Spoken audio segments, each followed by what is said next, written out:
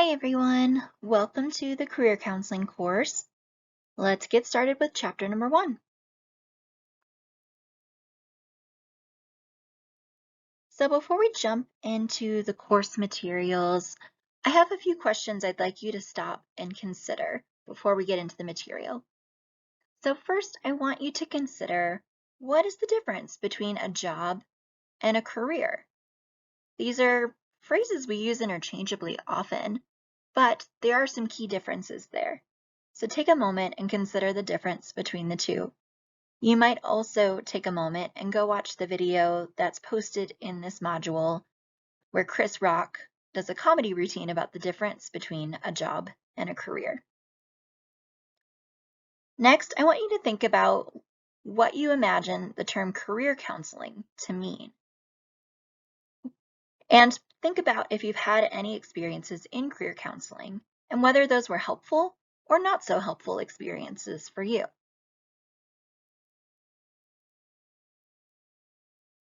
There are some common myths about the idea of career counseling. And I want to start by pointing out that we talk about career in the counseling world all the time. So whether or not you ultimately identify yourself as a career-specific counselor or someone specializing in career work, you will certainly talk about the concept of career throughout your counseling journey. Thinking about how school counselors often talk about career when they're working with students, and in mental health practice, we often talk to individuals about career and how that is part of their identity and how things going on within their world of career can represent opportunities or stress or systemic issues that need to be addressed. So career is a big part of life, and therefore career is a big part of counseling. But I think the idea of career counseling gets a bit of a bad rap. So when we think about career counseling, you might imagine a counselor giving a client a whole bunch of assessments and then ultimately telling them what to do. And you might have experienced these when you were younger at different points in your life, maybe in college, where you've had to take some interest inventories or some sort of assessments, and the outcomes told you that you should be a banker or a law enforcement officer or maybe even a counselor. So we often think about this process as being very prescriptive and telling individuals what they're supposed to do with their lives based on the outcome of an assessment. And when we get into theories, certainly some of the earlier career theories are more matching and more prescriptive. And as we talk about more integrated and evolved theories, it gets a little bit more dynamic. There's also this myth that the world of work is completely separate from all other life decisions. And really, these things are quite intertwined. So from our early experiences in middle school and high school, we're having conversations about making huge life decisions based on what we think we want to do for career. We ask little kids this all the time. What do you want to do when you grow up?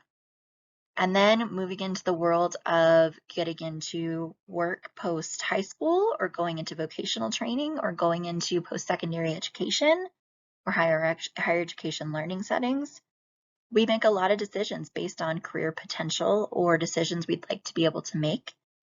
And then as we navigate the world, we make a lot of life decisions based on our career.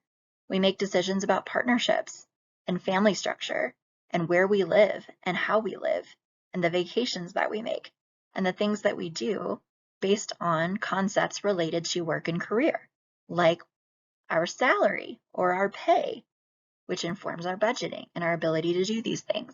Might need to relocate so that you can have better or different job opportunities. You might lose a job or lose a sense of career at a certain point in life and have a lot of shifts because of that. And then moving towards retirement and this idea of ending your work life, transitioning out of career and moving into this new phase of life is something that we honor and note and sometimes celebrate and sometimes grieve. So work is really intertwined into every phase of life.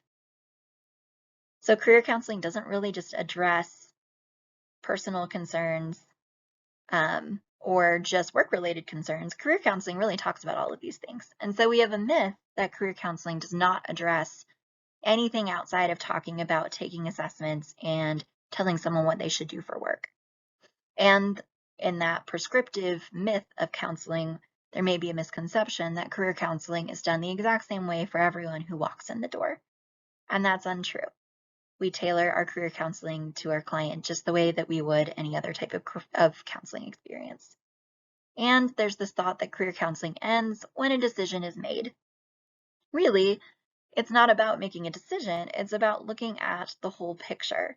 So a holistic view of the individual and a wellness-focused approach to everything that's going on, including career. And so career might be the sole focus of the work, or career might be one part of a larger process in working with a client. In the professional counseling world, we have the National Career Development Association, which is an association that's specifically, as it sounds, dedicated to the idea of career development and career counseling. And NCDA is actually an interdisciplinary organization, so there are lots of individuals that are not just counseling focused who are involved. But NCDA has developed a definition of career counseling that helps represent this idea that counters the myths that we encounter when it comes to counseling. So NCDA defines career counseling as the process of assisting individuals in the development of a life career with focus on definitions of the worker role and how that role interacts with other life roles. So as noted in this definition, we take a holistic and wellness-focused view of an individual that includes the way that the career interacts with all their aspects of their life. So as career counselors, we're going to use our counseling skills. So we're going to employ the skills that we've learned to attend to our clients in other areas of our counseling work. So we want to view clients as able, worthy, dependable, and helpful, working to empower them, and wanting to promote that idea of agency and autonomy in the work together. We also want to always have a trauma-informed approach in this work. You want to help individuals have a positive self-concept, so taking a strengths-focused approach.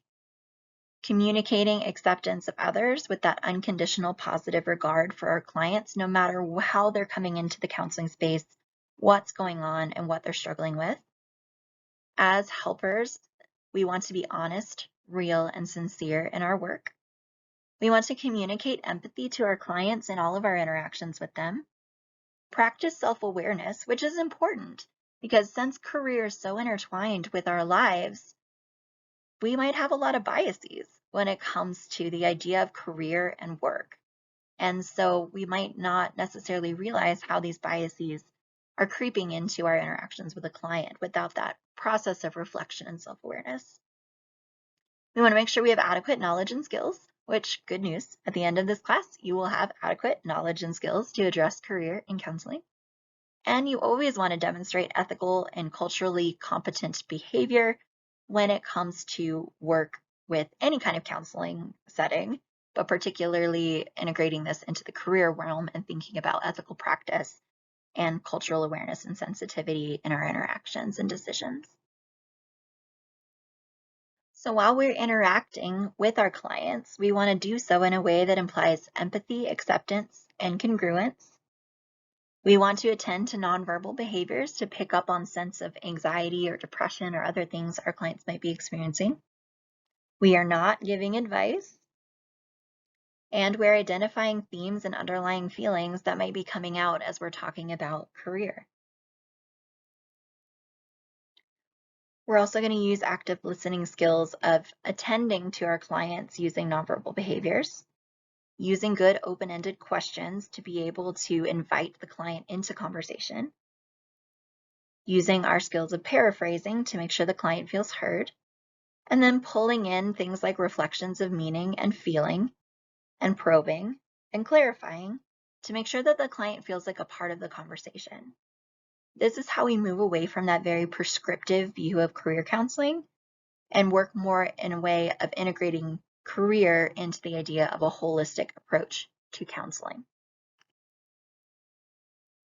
So let's briefly talk about how we got to the modern view of career counseling. So it all started back in the late 1800s, and a lot of our ideals when it comes to career counseling started with the National Vocational Guidance Association, which later became NCDA, and that was founded in 1913 when Frank Parsons and some other like-minded individuals got together and decided that we needed some guidance in the way that we approach talking about career and therapeutic settings. So NVGA, National Vocational Guidance Association, was developed. You see here one of their founding documents because they began in Boston. And that later evolved into the Vocational Guidance Association merged with other organizations in 1952 to form what we would now know as the American Counseling Association. So the counseling field in general really started with career. It's really at the heart and the foundation of what we do. So looking backwards, from the earliest, we have conversations about the idea of career guidance. From the late 1800s to the mid 1900s, we see a lot of industrialism and this idea of figuring out what career is, what jobs are, and then we see a lot of introduction of regulation. So we see the introduction of things like child labor laws, there's the Great Depression, and then there's this idea of the very early, what would be known as high school counselors that start talking about the idea of career and how jobs play into your life space. So this is where we start to see the development of unions and the idea of organized labor. Moving into the 40s and 50s, into the early 60s, this is where we see a rise in the idea of career counseling. So a lot of career is largely tied to the idea of military. So career, what was called guidance and now counseling in the modern day, really started to evolve a lot more when veterans were returning from World War II. So we saw a lot of individuals coming back, needing to transition back into civilian life. And so we saw a lot of professional organizations and a movement towards understanding career development and a lot of development of some new theories that we'll learn about in this course. So things like the Holland Code were developed, super came into the picture. And so we really started thinking about career as an evolutionary concept as opposed to just one thing that you do for the rest of your life. Moving forward into the 60s and 70s, we're starting to attach the idea of meaning into what you do. Again, thinking historically, we have a lot of protests related to, again, war, a lot of connection to military. We have a lot of unemployment, the rise of school counseling in schools, and there's this idea of our values and our culture might be connected to what we do in career. And so looking at from an ethical and a civil rights perspective, we have a lot of evolution and change about what career options should be available to whom and how that inclusion or exclusion of individuals in certain types of career fields are influencing those individuals. So we see the women's rights movement in this time, we see the civil rights movement in this time, and we see a lot of conversations about who's being included in different phases and different spaces when it comes to work. We also see changes in things like the idea of retirement and Social Security with the influence of Ronald Reagan, especially moving into the 80s. So that's where we see a lot more concepts of independent practice, a lot more diversity in the workforce. Again, a lot of changes in economy due to different changes in leadership in the United States and different policies and different changes in things like Social Security and Medicare. And counselors are working less in institutionalized settings and moving more into this idea of private practice and more outpatient focused settings. So we see a shift in the way that we're talking about career as less prescriptive and more inclusive.